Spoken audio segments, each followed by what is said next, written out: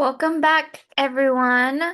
I hope you all take the time to watch this video. I know that this was a crazy week and many of us weren't able to join this week, but I wanted to make sure to take the time to create a presentation and give you guys all of the information that I had planned for this week.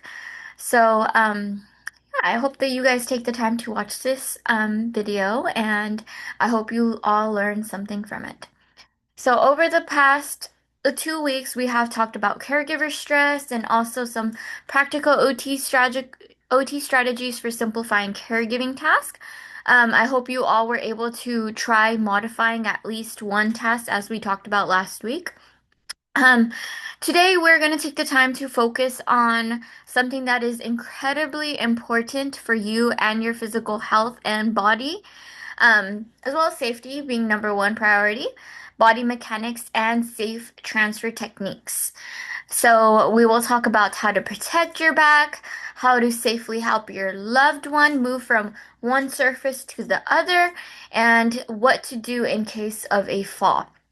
So, I want to take the time to make sure that you guys hopefully get a chance to work on this maybe after watching the video or during the video you guys get up and try a lot of the things that I'm going to be showing you guys today. So let's get started. I am going to now share my screen. Um, share, share, perfect. Okay, so here's my title slide, Body Mechanics and Safe Transfer Techniques. So this is our agenda for today, what we're going to be covering. Unfortunately, we won't be able to do a check-in because unfortunately I'm here by myself, but I hope everything went well last week.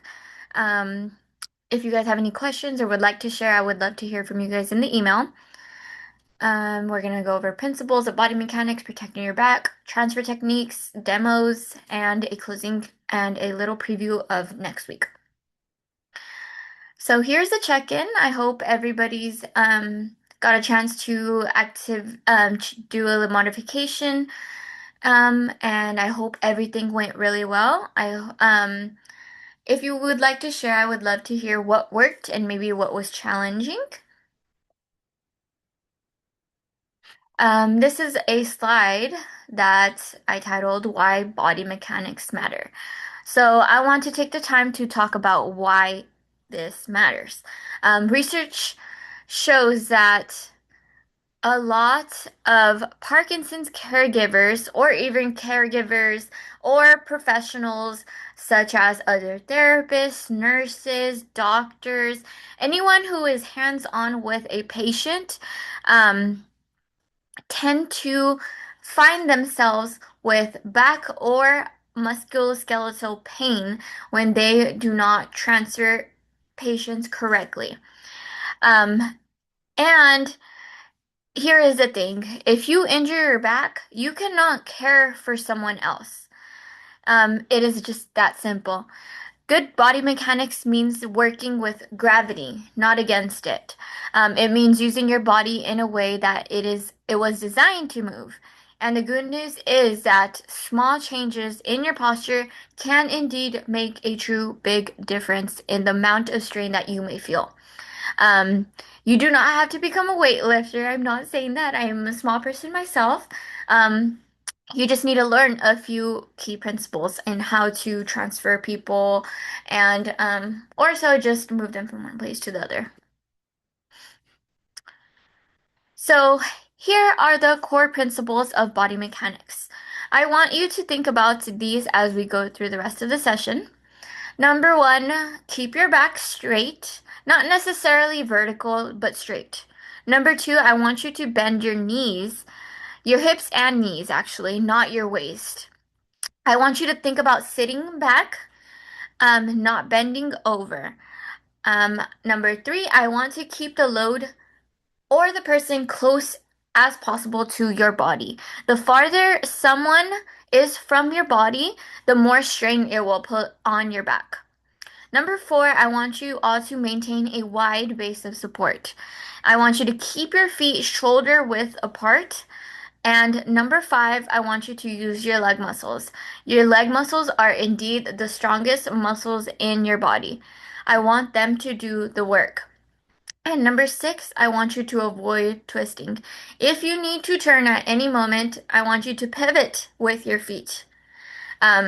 Let's make sure not to twist our spine because that's where trouble may occur and that's where you may find yourself with that back pain. So here comes the side of protecting your back during care.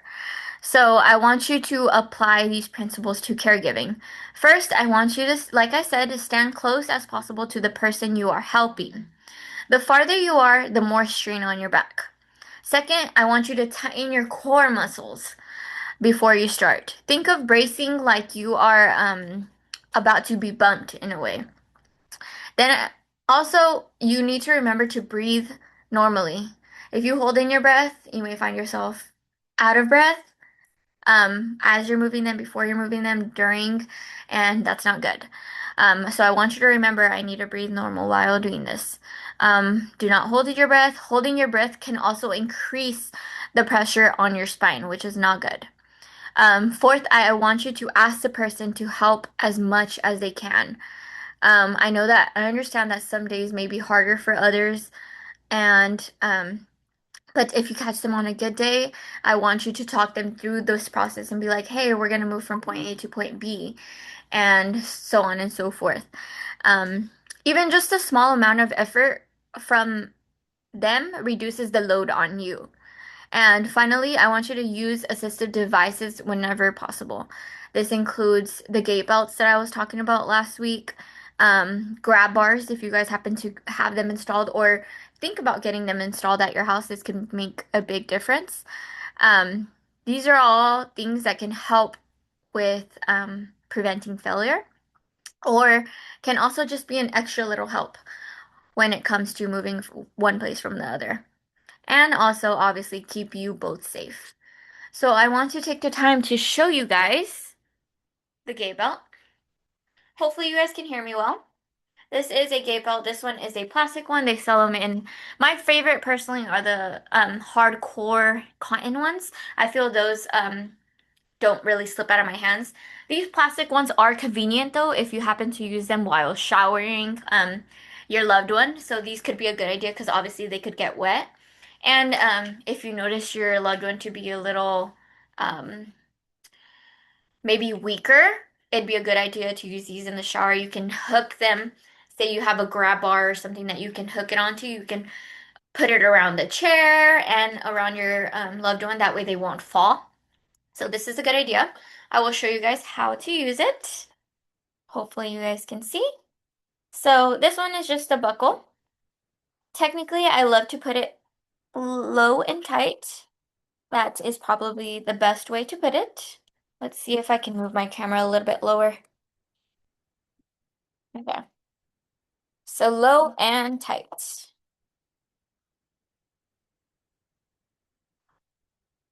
Okay, so once it's low and tight and you have a good grip, you should be able to put about a finger or a couple fingers through.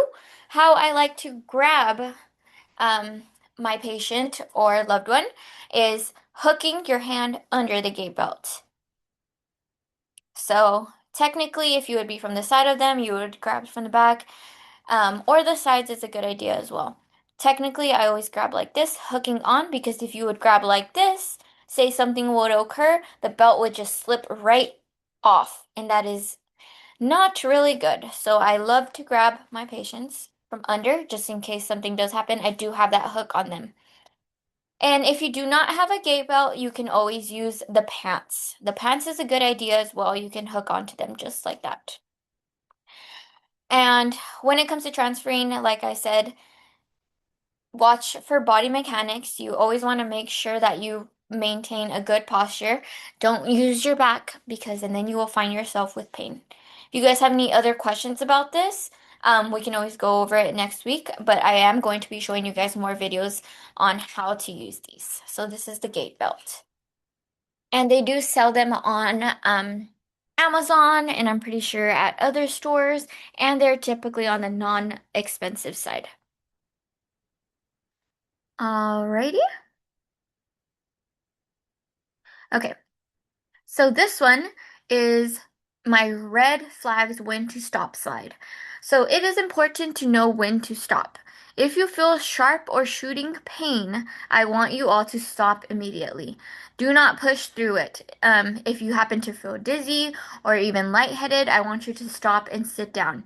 If you feel a sudden loss of strength, make sure to stop. And here is the bottom line. If you are in doubt, do not force it. I want you to get help. If you don't have someone there, um, if you may find yourself in a sticky situation, maybe you need to call 911. I want you to be careful at all times. There is no shame in saying, I cannot do this safely by myself. Um, your safety and your loved ones always comes first, and I want you to always keep that in mind. So here I go into the types of transfers. The most common one is the sit to stand transfer, helping someone get from a chair, from a bed, toilet to standing. Another type is a squat transfer, slide board transfer. I'm not too sure if any of you have heard of these, but I will go into depth about them. Um, and there's also card transfer. I know that we discussed this a little bit last week, and some of you were asking about this, so we'll go over this as well. And a floor transfer, just in case, hopefully, a fall does not happen. But if it does, I want to show you guys the steps on how to help your loved one get up. So here's the sit to stand transfer. I want to walk through the transfer step by step. First, I want you to position the chair or the bed at a appropriate height. I know that all beds are not able to move, but if so, I want you to have the person to sit on the edge of bed with their feet flat on the floor. I tried to get a good picture, but this man has a good posture, and I'm sure his feet are touching the ground. So this is a great angle. I want your arms to be shoulder width apart, and I want the person to scoot towards the edge of the bed or the seat. This gives them a better angle to stand up. Then have the person place their hands on either the armrest or even the bed itself to give them a little plop up. Um, you want them to use, their arm strength as much as possible. And you are there to assist all of it and not to do all the work. Unfortunately, I don't want everything to be on you guys. But if that case does happen, I want to show you guys the steps. So here comes the movement. So as a caregiver, I want you to position yourself in a wide stance, like I said, with your back straight and your knees bent. You are basically in a mini squat position. This protects your back, obviously. Then I want you to give them a clear, simple count. This is what typically helped a lot of my patients when I was working in inpatient rehab, and I know this made a big difference because it keeps you both on cues, and that includes counting with them. So count, what I typically do is 1, 2, 3, up. You guys say that together. On up, obviously the person will push up through their feet and hands to stand up. And I want you use your leg strength to assist them upward if they do need the extra oomph to get up. Once they are standing, you help them pivot to the target surface. Say they're going to a chair, to the shower chair, or to the sofa, anywhere you guys are transferring. That is um, what I want you to do after they're standing up. Or even if they just need a simple stand up to stand up against their walker. That's another way you can do it as well. And remember to pivot with your feet. Do not twist your back. This is where a lot of people find themselves hurting their back, and I do not want you guys to hurt your back. So here comes the car transfer. Oh, give me 1 second. Did I miss a video? Yes, I did. Okay, so I'm going to show you guys a quick video. Um, Let's see if I can open it here. I hope you guys can see it. And I will share these with you guys after the meeting as well. If you guys notice me skipping through it, 2, 3. Then behind your neck, and we're I'm going to help trying you to to sit find up. a good. So I'm going to put my hands under your knees and behind your neck, and we're going to go to the side of the bed on 3. 1, 2, 3. Okay. Are you feeling okay? You're not dizzy or anything? This is Okay. important to ask them We'll if lower they're the feeling bed okay down. before you just get up. Get your feet on the floor. Okay, I see that you have your grippy socks on, so that's good, and we'll be okay. Then I'm going to put the gait belt on. This is another key point, making sure The that gait belt has teeth, and then everybody always has grippy socks or shoes on. If people tend to get up with socks and say it's tile or hardwood floor, they can easily slip, and we don't want that to happen. a lock. This is When the I put the this on the cotton resident, it needs to go through gate this belt that I part was talking first, about. and then it needs to go through the lock so the gate belt doesn't slip. So the best way to make sure that that happens correctly, that it gets around to the front correctly, is to put my hand there first. I'm gonna have you raise up your arms a little bit. Knee. So she just clips it through. Through the lock. Okay, does that feel okay? All right, we want to make sure for females it's below the breast so it doesn't cause any discomfort. Okay, right next to the bed. So here, for example, they're going to move to a chair. So it's close to her.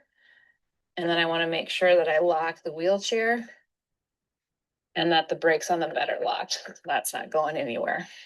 Okay. If the resident has a strong side, the wheelchair should be positioned on their strong side so that they're using that strong leg to move over. Okay. All right. I'm going to put my feet in front of Annie's feet so her feet don't slide. And then I'm going to put my fingertips up when I grab the gait belt so I can help her with the bigger bicep muscles, as opposed to if my hands were this way, I'd just be using my forearms. Okay. And I'm going to have you put your hands on the bed. And then when I count to 3, I'm going to have you push up and stand up. All right. 1, 2, 3. Are you feeling okay? All right. Take a step towards the wheelchair and then put your hands on the armrest. Okay. And we're going to sit 1, 2, 3. Okay. Are you sitting okay? All right. And that is pretty much it for the sit to stand transfer. Now let me go back to sharing my screen. Um, okay, perfect. So the next one I'm going to go over is the card transfer. So card transfers can be tricky. Sorry, give me 1 second.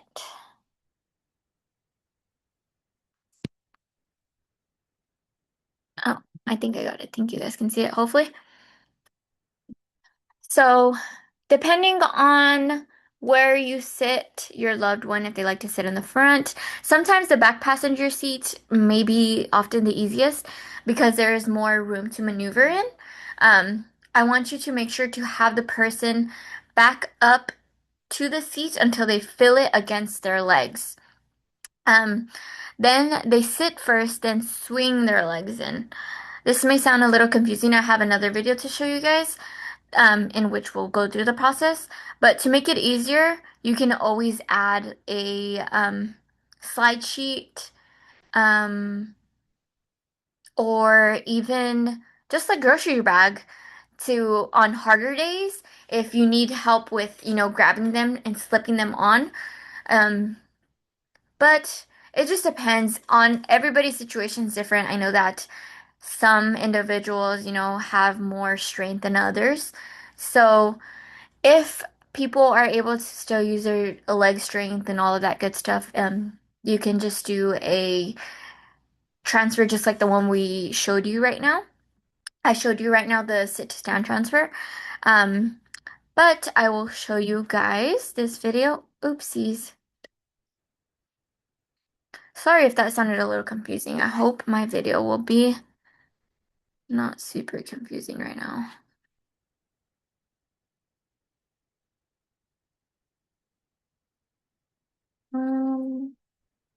Skip. Hello, this is Carrie Campoff, and I'm an occupational therapy student here at the American Stroke Foundation. Today, I'm going to be going over the proper way of getting out to get. So again, I will send you guys each and every one of these videos, but I'm just going to run through the movement itself, and then if you guys would like to go back, you guys can always look at all of these videos in depth.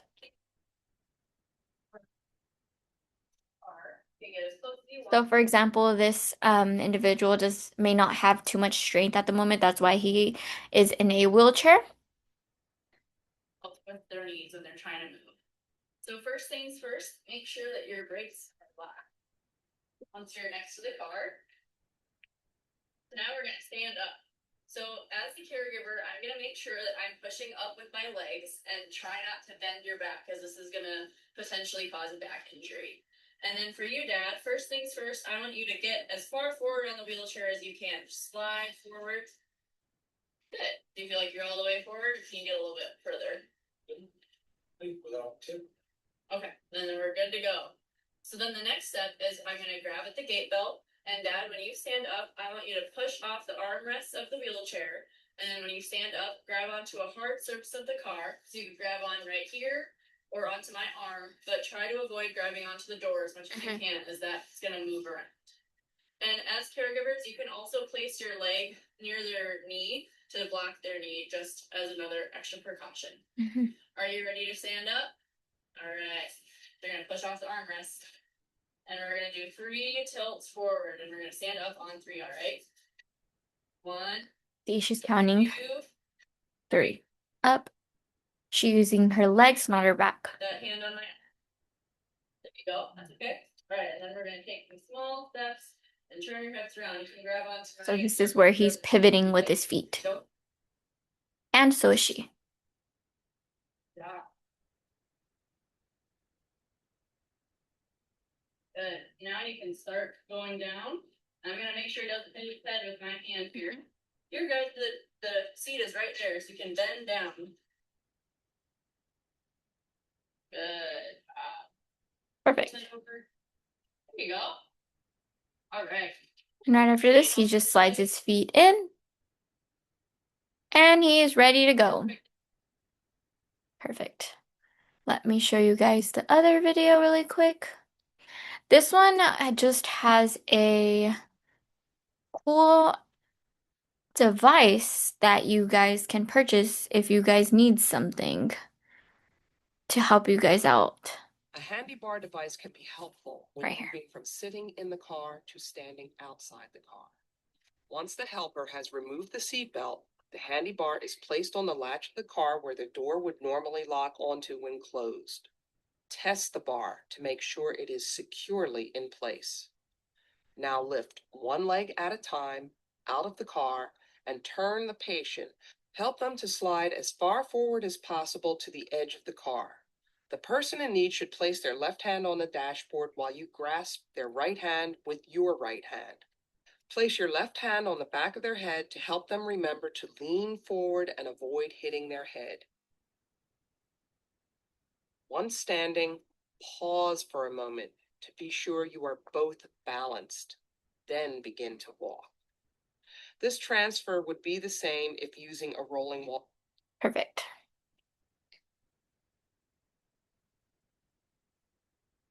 So yeah, that was a cool adaptive device that they use to help get them up.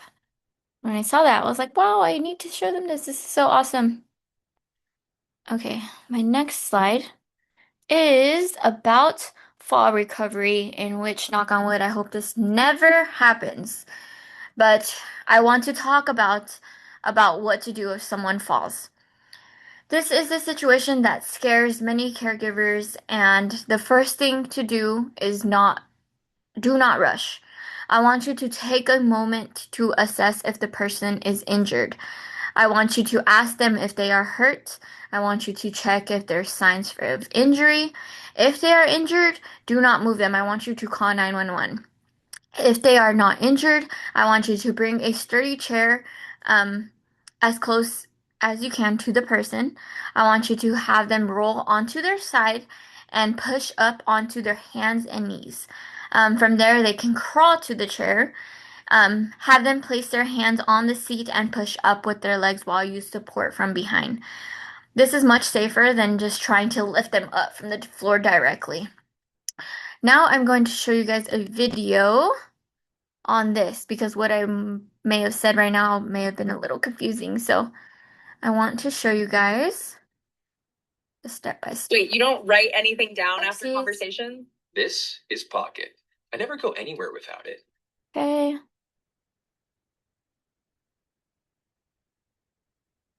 It's important to check the person who fell for floor. They will need to get into a crawling position. If the person is on their back, help them to bend their knees up, reach across their body in the direction they want to go, and roll over onto their side.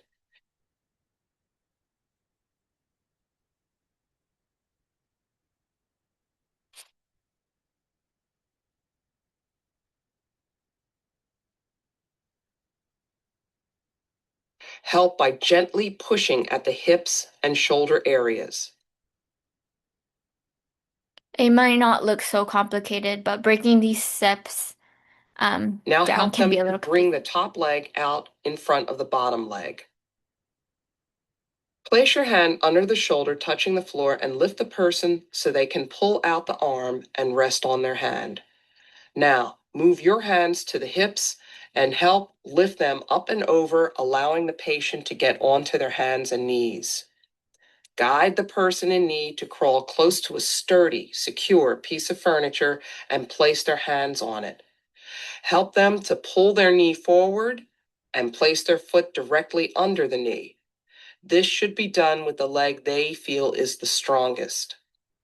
Come around to the other side of the person and help lift them to stand by hooking one arm under their arm and placing your other hand on their back. Remind the person to lean forward while Also, if you guys do happen to have the gait belt in that crawling position, before he gets up, you guys can put it around them really quick and then help guide them to get up.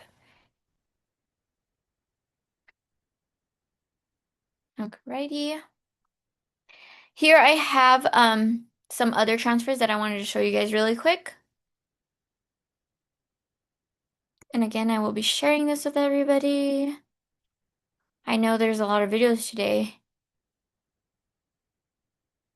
Indicates that the person careful for a person safely between surfaces. Pivot indicates that the person can at least put some weight on one or both legs and spin to move their body from one surface to another. So the difference between a squat and a stand transfer is in the words themselves. So the individual, both individuals actually will be in a squat position, moving from one place to the other, versus a stand pivot transfer. The individual will you will help them get up and stand up in a stand-up position, in a straight position, and then pivot them to sit down.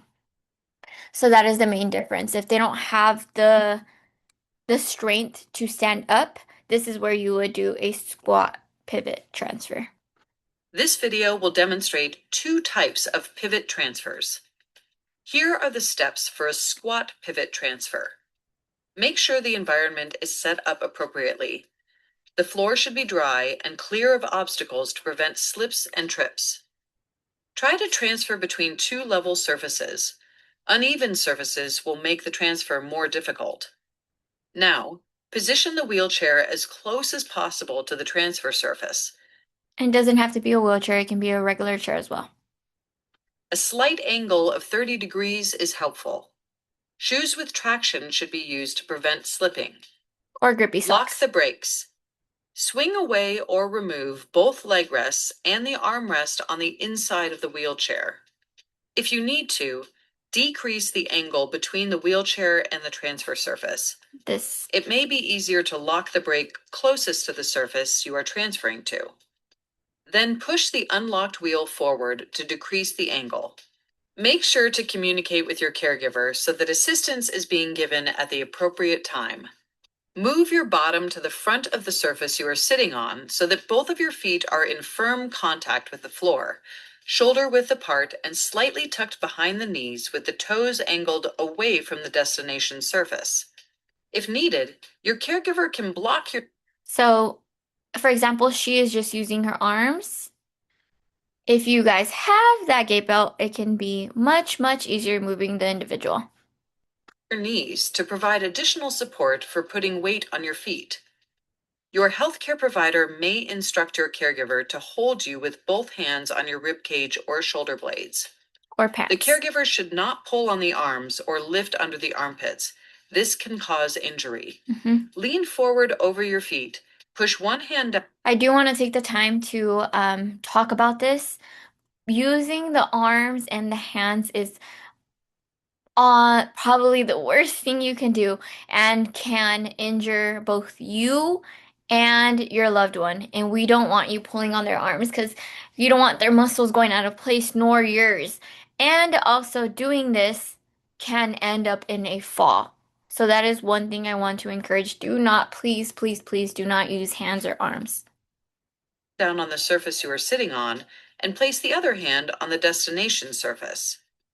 Push through your legs to help lift your bottom partially to a squat position.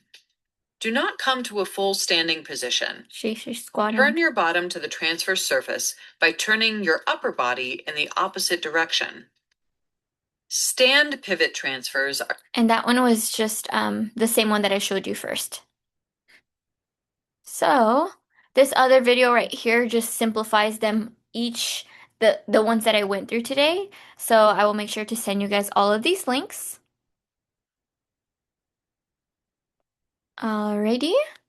The next one is our weekly challenge. So here's everybody's weekly challenge. I want you to practice any of these transfers, the sit to stand transfer probably being the easiest. On a sturdy chair. This week, I want you to practice it by yourself first. I don't want you to have the care recipient yet, just so you can feel the movement itself first. I want you to focus on your body mechanics. I want you to practice the wide stance, the bent knees, the straight back. I want you to practice the counting, the 1, 2, 3, up. I want you to notice where you feel the effort. It should be in your legs and not in your back. If you do feel it in your back, I want you to adjust your position. I want you to practice this a few times this week.